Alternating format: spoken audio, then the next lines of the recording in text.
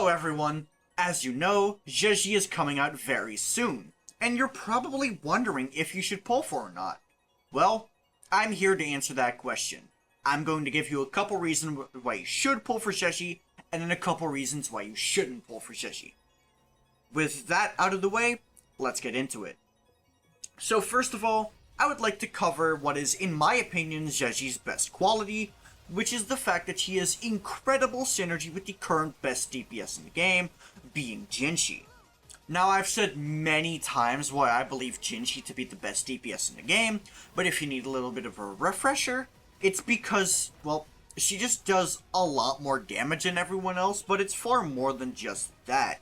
It is the fact that not only does she do more damage than everyone else, she also has a good range, which means she is good in multi-target content, and she also has an incredible amount of flexibility within her rotation, being able to swap out a lot. But she's also very easy to use, and you can avoid most attacks in the game by just going into her aerial mode and then using your grapple. Now, why is Zhezhi so good with Jinhsi? Well, it comes down to three main factors. First of all, Jinhsi's Forte gauge, which powers up her enhanced skill, will be charged extra fast by coordinated attacks. And currently, Zhezhi seems to be the best coordinated attack character in the game. Yinlin has good coordinated attacks too, but they're at the end of her rotation where Zhezhi can start using them instantly. Yuanwu is good, but he doesn't really provide anything other than coordinated attacks. Mortefi is also good and he has good buffs, but his damage really isn't that high. But Zhezhi has plenty of coordinated attacks. And also, her Ultra skill will buff resonant skill damage bonus, which is a perfect fit for Jinhsi. And not only that, she also regenerates energy for the next character when she does her Ultra skill, which is very good for Jinhsi, because it essentially annihilates every single energy recharge requirements she might have had. So, all of this combined makes Zhezhi incredible with Jinhsi. And speaking of the fact that she can buff skill damage, this means she fills a role that's currently not being fulfilled by any other character, being the premier skill damage buffer. When it comes to buffing heavy attacks, Mortefi's your man. When it comes to buffing your basic attacks, you have Sanhua. But for ultimate and skill damage, you kinda have a problem, because you're stuck with Genshin and Tao Chi.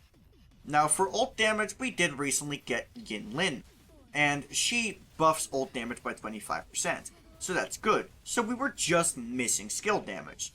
And that is exactly what Zhezhi does.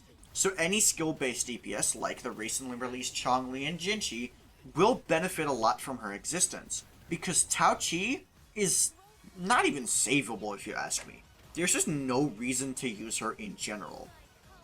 Now, for my next bit, I would like to praise Zhezhi's personal damage. When you are a sub-DPS character, having good personal damage is something that I value quite a good amount, because personal damage is one of the big reasons you're being used outside of your outro skill. And Zhezhi is pretty good at this. While her damage is not as high as Yinlin, and I'm gonna be honest, it's not even comparable, it's still good and better than the 4-star options. She's going to do more damage than Sanhua, more damage than Mortefi, more damage than any of the 4-star sub-DPS characters. And that is quite valuable, considering the fact that damage is not everything she does. Which leads me to my next point, she has other supportive qualities. Outside of just her outro skill, she isn't just a one-trick pony for damage like Yinlin is, because she obviously has her inherent skill, which also buffs the amount of energy that the next character gets, like Yang outro skill. And I want to make it clear that that was one of the big reasons that Yang was used in the earlier days.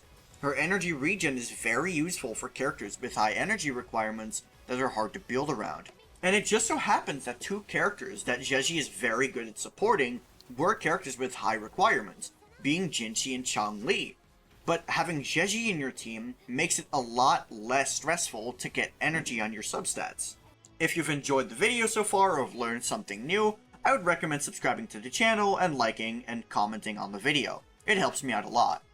But not everything is sunshine and rainbows. So obviously we have to talk about some things that Zhezhi isn't really that good at.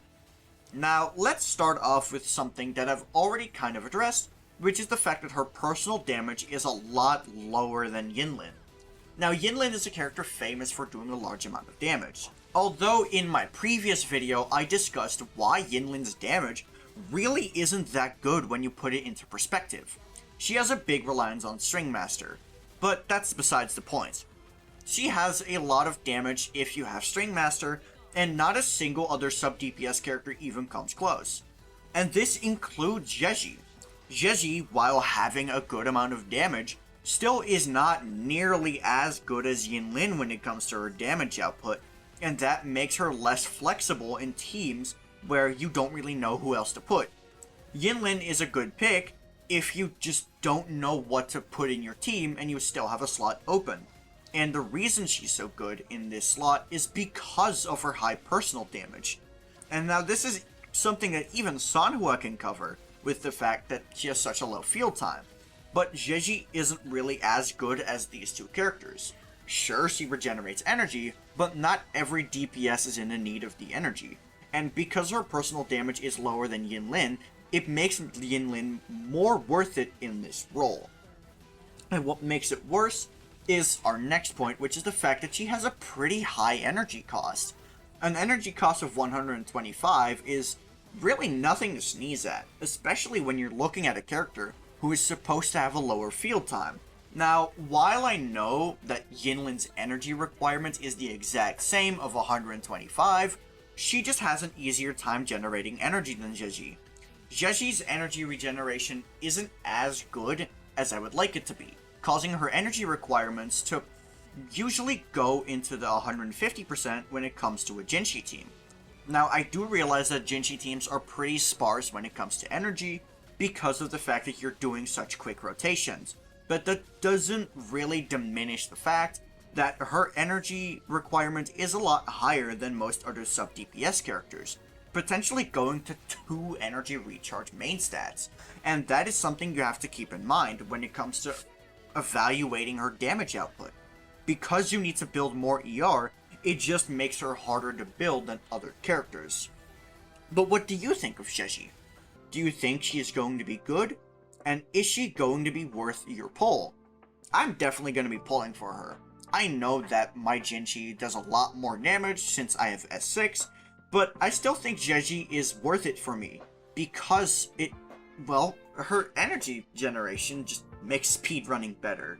But hey, if you wanted to ask me something more personal, then be sure to join my Discord and send me a DM.